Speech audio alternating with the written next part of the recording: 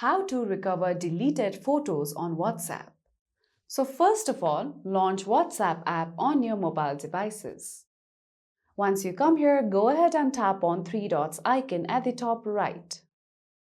From here, go ahead and tap on Settings. Now, once you come here, go ahead and tap on Chats. From here, scroll down below and you'll see the option of Chat Backup.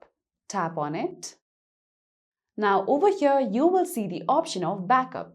So if you tap on it, all the media contents and chat on your WhatsApp account will be stored to Google storage. So this is one of the steps you could follow.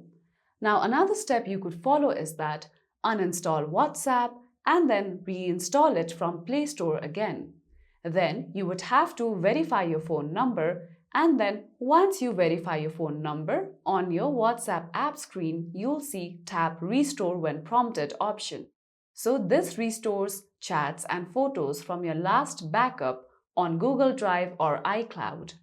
So follow these easy steps in order to recover deleted photos from WhatsApp. And that's it for today's video. At last, don't forget to subscribe to our YouTube channel.